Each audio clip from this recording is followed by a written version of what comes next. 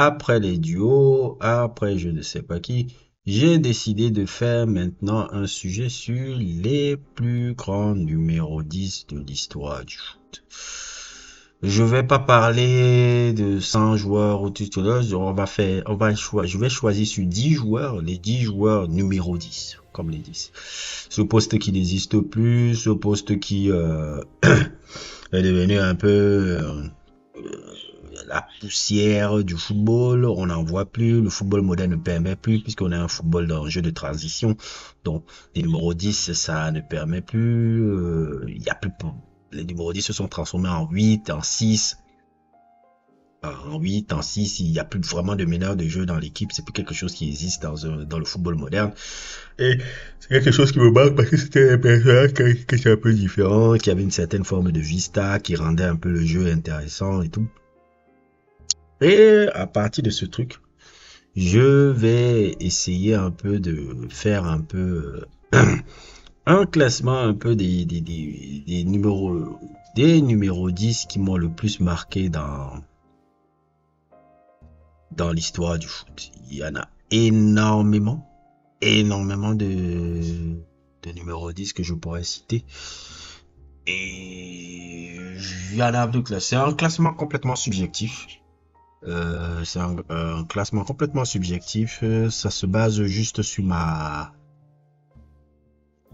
ça se base juste sur ma pure sensibilité de l'histoire du foot, par rapport à ce que j'ai vu, par rapport à ce que je me suis documenté, etc., etc. C'est vraiment par rapport à ma sensibilité et par rapport à ce que je pense un peu des joueurs qui m'ont marqué à ce style. Bref, à la 10e place, je vais citer Carlos Valderrama. Avec James Rodriguez, je pense que ces deux gars-là sont les deux plus grands joueurs de l'histoire. Comment on appelle ça? Les deux plus grands joueurs de l'histoire du football colombien. Dans l'histoire du football colombien, pour moi, il y a Valderrama et après il y a James. Certains disant James Rodriguez, mais moi personnellement, je pense que Valderrama était encore quelque chose de truc. C'était vraiment un 10 à l'ancienne.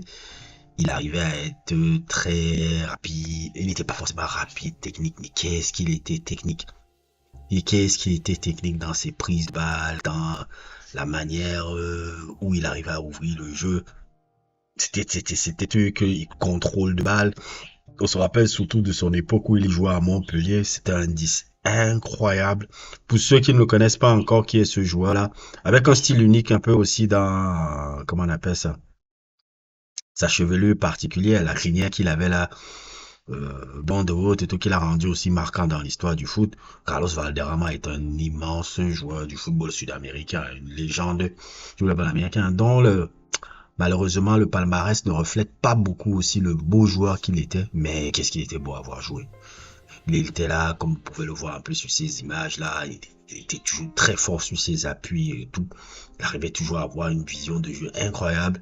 Ça, c'est un des 10 qui m'a le plus marqué. Et surtout, ce qui était bien avec Valderrama, c'est que Valderrama n'avait pas une obsession du dribble.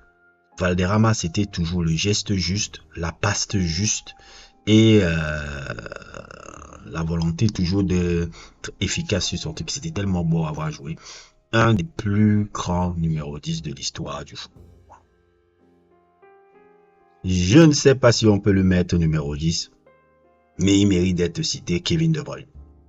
Kevin De Bruyne, je ne sais pas même quel poste il a inventé. Je pense qu'il a inventé un nouveau poste là, dans son truc. Je sais, bon, on peut le décrire comme un meneur de jeu, mais c'est encore tellement différent encore de meneur de jeu, mais je vais quand même le passer parce que pour moi, s'il y a une version du 10 moderne, dans le football moderne, ça a été Kevin De Bruyne.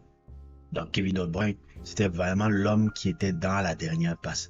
Et je pense souvent que l'histoire du foot ne fait pas honneur à quel monstre il a été, Kevin De Bruyne. Sur le plan technique, sur le plan tactique, et surtout le cerveau de l'équipe de Manchester City. Précision et créativité. Et il faut voir aussi que sa moyenne de passes décisives en Première Ligue était historique.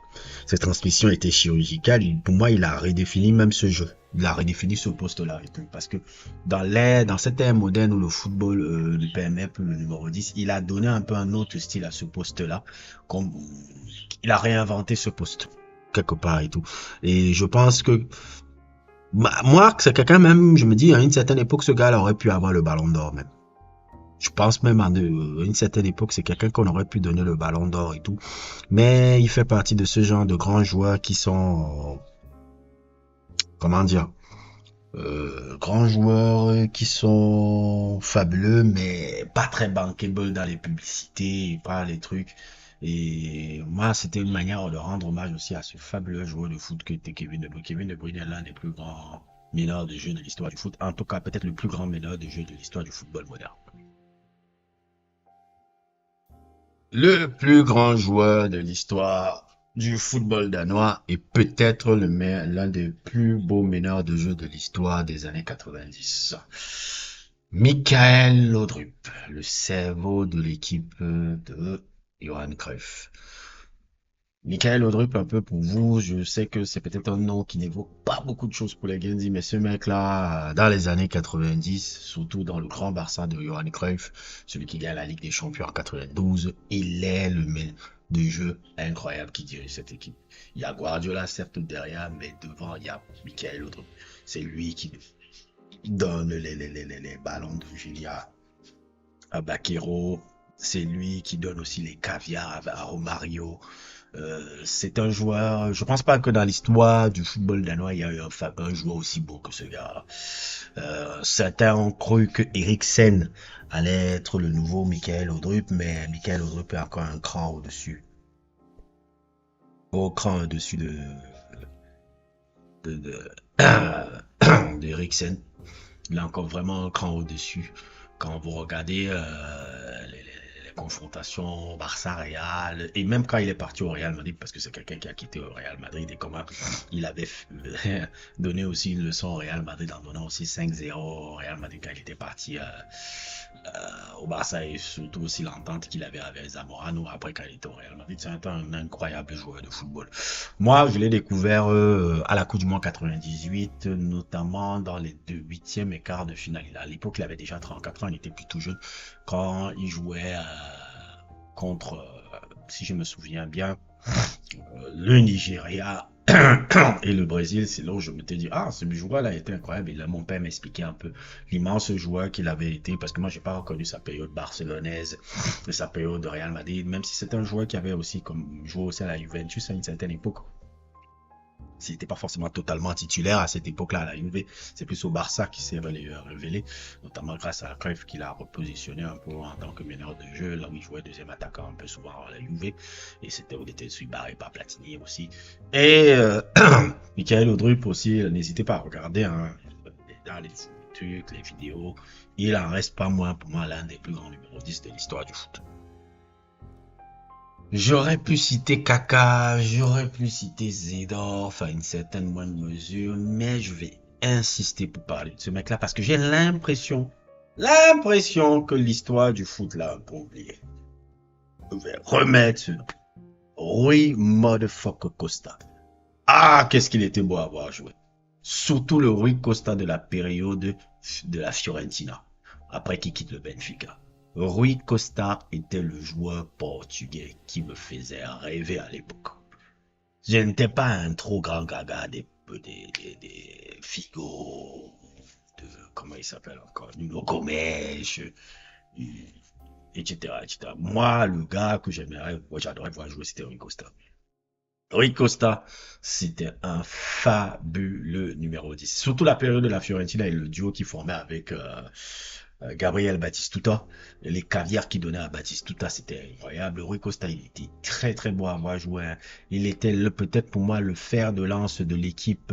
Cette génération un peu, on l'appelle un peu génération dorée, un peu de l'équipe du Portugal qui n'a jamais réussi à gagner un titre de la Coupe du Monde des moins de 20 ans de 91, c'est qui avait gagné la Coupe du Monde de moins de 20 ans de 91, et qui, en 2004, s'est vautré un peu en finale contre la Grèce, un peu, elle aurait pu être le premier titre de cette génération, la génération Couteau, Figo et Rui Costa et autres. Et Rui Costa, c'était déjà le fer de lance de l'équipe et tout. Moi, je me rappelle toujours le match de Rui Costa, qui n'était pas forcément titulaire et Deco avait pris sa place. 7 euros. Mais quand il entre euh, en quart de finale contre l'Angleterre et le match, il arrive encore à faire un match de légende encore à cette époque-là et tout. Et Rui Costa, c'était vraiment un fabuleux joueur.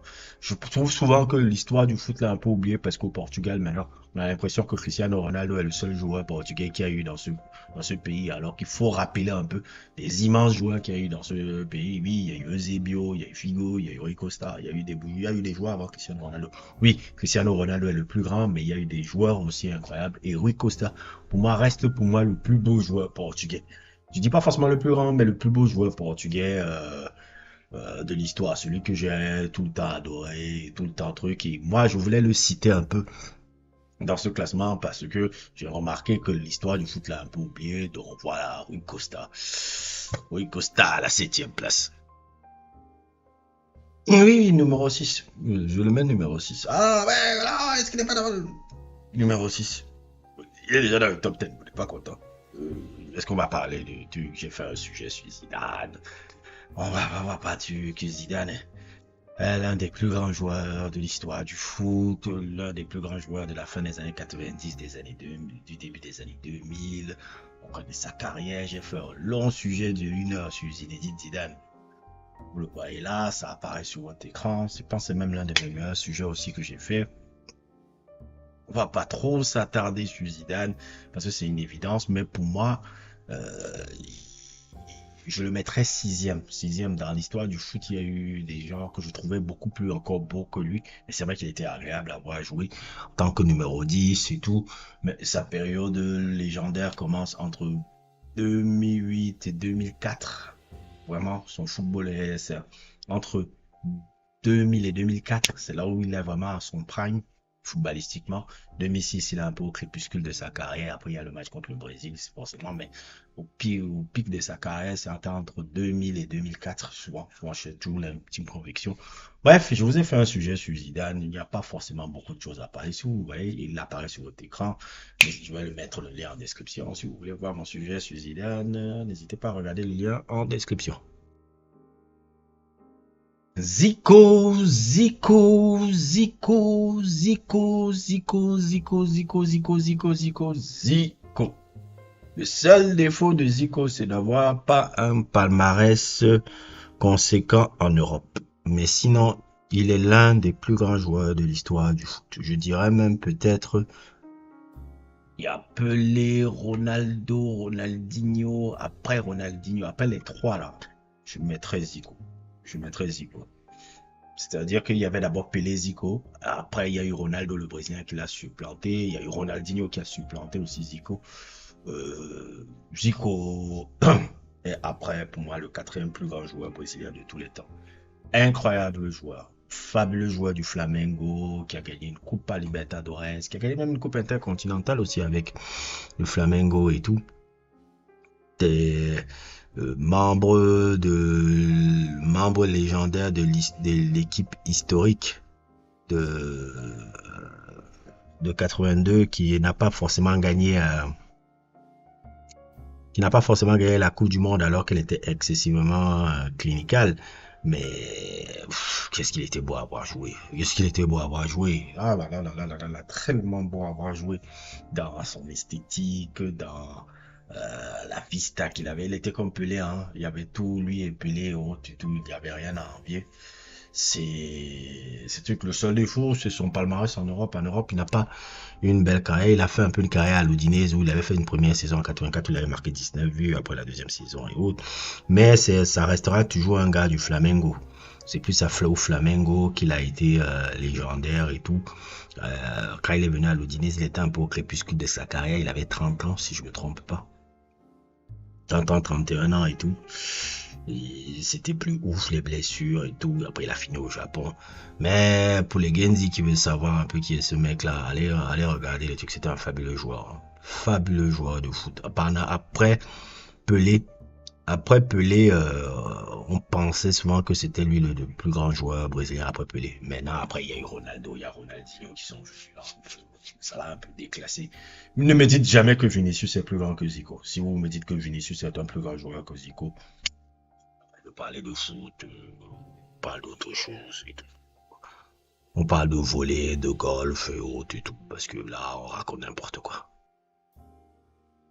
Le roi Michel, j'ai pas fait de sujet encore sur Platini. Je ne sais pas si je ferai un sujet sur Platini ou un sujet sur la génération de France dorée.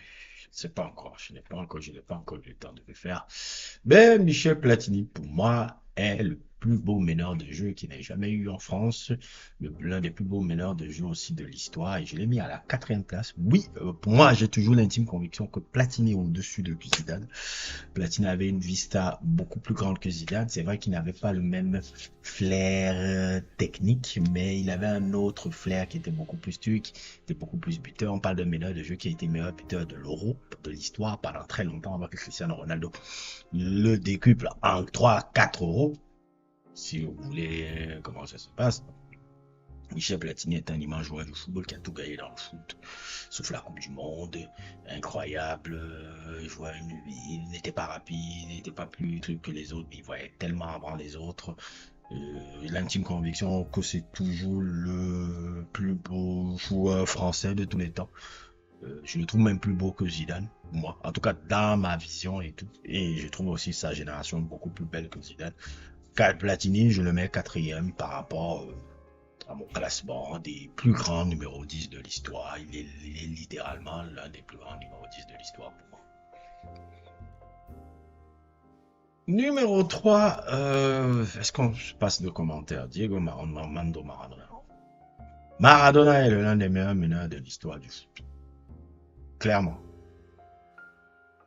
Clairement. Il faisait la décision lui-même, il a changé la destinée de l'équipe d'Argentine, il a changé la destinée de l'équipe de Naples. J'ai toujours l'intime conviction que Maradona c'est plus fort que Messi. Parce que Maradona, il a fait tout ce qu'il a fait. Et en plus, il faisait l'alcool, la drogue, les femmes, etc. Et il a réussi quand même à avoir la carrière. Imaginez, Maradona avait un rythme de vie sain. Le mec, il est 3 fois plus fort que Messi. Le mec, il arrive à avoir une carrière comme ça, là, alors qu'il c'était coke, drogue et femme. Bah, c'est abusé. Donc pour moi, Maradona, c'est littéralement, pour moi, dans mon top 3 des meilleurs meneurs de jeu de l'histoire du foot. Et pour moi, le meilleur meneur de jeu de l'histoire du argentin de l'histoire. Devant Neymar, devant truc, etc., etc. Maradona, il est incroyable. Numéro 2, dans le numéro 2, là, j'ai deux noms qui me viennent en tête. Numéro 2, je peux pas ne pas quand même le citer, mais le roi Pelé est incroyable en termes de meneur de jeu. Même si il pouvait tout jouer, hein. Il pouvait jouer côté gauche, côté droit, attaquant, deuxième attaquant, meneur de jeu, il pouvait tout jouer. Il était incroyable. Mais c'était aussi incroyable en termes de meneur de jeu, surtout quand tu vois l'équipe de 70. Quand tu regardes l'équipe de 70, Pelé était incroyable. Pelé, ce n'est pas une légende de PlayStation, hein, mon frère. Ils n'ont pas menti hein, sur le boy là. Ils n'ont pas menti. Allez regarder l'équipe de 70 un peu là, c'était ouf. C'était ouf. En termes de jeu, en termes de trucs, en termes de meneur de jeu, il était incroyable. Il était incroyable. Les yeux derrière la tête, la technique et autres, tout. Tu prends Ronaldo, R9, tu prends Ronaldinho, tu prends Zico, tu prends Neymar, tu prends un truc, tu mets Pelé, hein. Pelé, tout ça. Pied droit, pied gauche, jeu de tête, vision de jeu. Non, mais arrêtez, tu mets même Zidane là-dedans aussi. Il est pour moi l'un des meneurs de jeu les plus incroyables qui m'a été donné de voir, même en vidéo, même quand j'ai commencé à analyser ces vidéos, j'ai dit, ah non, mais le mec là, c'était un mutant. Je crois que je comprends pourquoi on parle de lui comme l'un des plus grands de tous les temps. Et en plus, à son époque, les défenseurs n'étaient pas tendres. Hein. Alors ça, il le bousille. Et en plus, il a réussi à faire une carrière comme ça. Donc, Pelé, les trucs. Et puis maintenant, je vais faire un truc spécial. Celui que je considère comme le meilleur meneur de jeu de tous les temps. Et que je considère même comme le truc, il y en a deux. Il y a Riquelme Oui, oui, oui, oui, oui, Riquelme. Ah, mais Riquelme est au-dessus de Maradona et autres. Tout. Riquelme était un plus grand meneur de jeu que Maradona. Riquelme est un meneur de jeu 10 pur. Pour moi, dans l'équipe, c'était plus haut que Maradona. Je parle 10 pur. J'ai jamais vu un 10 pur comme ça. Alors, pour moi, ce gars-là, s'il n'y a pas le con de Pekerman qui le sort à la 70e minute au Toto contre l'Argentine et contre l'Allemagne au Coupe du Monde 2006, l'équipe d'Argentine, celle que je considère toujours comme la plus belle équipe d'Argentine de l'histoire, celle de 2006, avait un jeu fabuleux. L'équipe d'Argentine là gagne la Coupe du Monde et en plus Riquelme finit Ballon d'Or l'année là. Et mec, c'est lui qui a fait enlever le Ballon d'Or à Riquelme. Riquelme est incroyable. Incroyable. Sa période à Villarreal. C'est lui qui a amené Villarreal en demi-finale. L'époque de Boca, de l'avoir donné à Boca 3 Copa Libertadores, à Boca Junior. Riquelme est plus grand que Maradona. Bon, on peut rappeler ça aux gens. Riquelme, moi, c'est le meneur de jeu qui m'a le plus bousillé le cerveau. Je me rappelle des matchs un peu contre euh, Boca contre le Real, l'Argentine contre l'Argentine contre la Côte d'Ivoire, la passe qu'il donne à Saviola, qu'il est absurde, plein de choses comme ça, et qu'elle met incroyable et tout. Et numéro un, je suis convaincu, le plus grand peut-être milieu de terrain de l'histoire du foot, Luka Modric. Pour moi, il est le plus grand numéro 10 de l'histoire. Pourquoi? Parce que il a une capacité de jouer tous les postes du milieu de terrain avec la même degré. Il peut jouer 6, il peut jouer 8, il peut jouer 10 avec la même intensité. Et il a joué à l'âge de 40, il a joué jusqu'à l'âge de 40 ans et il a amené la Croatie en finale et en demi-finale de la Coupe du Monde. Ce mec est un monstre. Le seul défaut de Modric, c'est qu'il est croate. S'il avait été fucking brésilien, vous l'aurez mis numéro 1. Pour moi, c'est le plus grand meneur de jeu de l'histoire du foot et le plus grand milieu de terrain de l'histoire du foot. En termes de numéro 10, il est plus grand que Zidane, il est plus grand que tout. Je dis poste de 10, il est plus grand que tous ces mecs-là. Tous les gars que je citais, tous les gars de numéro 10 de l'histoire du foot, il est plus grand que ce gars. Sur ce poste-là, uniquement. Parce que quand on parle un peu des Maradona et autres et tout, il y a des, comment on appelle ça, des subtilités un peu dans le jeu, un peu par exemple, comme il pouvait jouer deuxième attaquant, etc., etc. Il y a des mentions spéciales, j'aurais pu citer Totti, j'aurais pu citer Baggio, j'aurais pu citer Antonini, j'aurais pu citer énormément de numéros 10, un peu, j'aurais pu citer même aussi Ben Schuster, etc. C'est un peu les mentions spéciales, mais Modric, il est le plus grand. Il n'y a pas plus grand que Modric, et je reste convaincu que c'est le plus grand numéro 10 de l'histoire. Maintenant, donnez-moi votre réaction à vous. Qu'est-ce que vous pensez des plus grands numéros 10 de l'histoire? Quel est votre classement? Est-ce que vous trouvez mon classement débile ou pas? C'est à vous de choisir. En tout cas, voilà mon truc. C'est mon nouveau sujet Patreon. N'hésitez pas à liker, n'hésitez pas à vous abonner et à plus pour d'autres aventures.